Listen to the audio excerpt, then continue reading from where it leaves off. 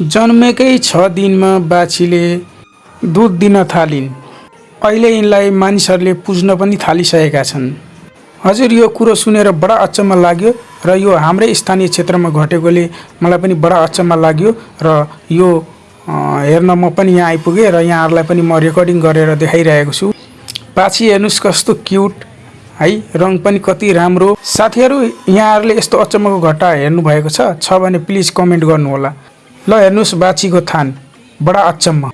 अहिले यसको विभिन्न अनुसन्धानहरू गरिरहेका छन्। विभिन्न पत्रकारहरू, पशु सम्बन्धी विज्ञहरूले यसका अनुसन्धान गरिरहेका छन्।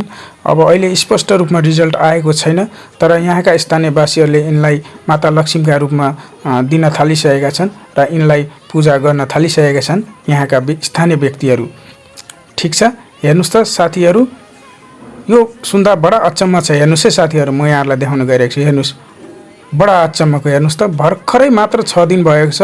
यस्तो बडा अचम्मको घटना हेर्न मानिसहरूको घुइँचो लागिसकेको छ साथीहरू। यदि यहाँहरूलाई पनि यो स्थानमा आउने रहर छ भने प्लिज म यहाँहरूलाई लोकेसन सेयर गर्न गइरहेको छु। हेर्नुहोस्, यसरी अगाडि हेर्नुहोस् कस्तो किसिमको इन्भाइरोमेन्ट चाहिँ म देखाउन गइरहेको छु। दुवैतर्फ बाटो छ, अगाडि ब्रिज छ।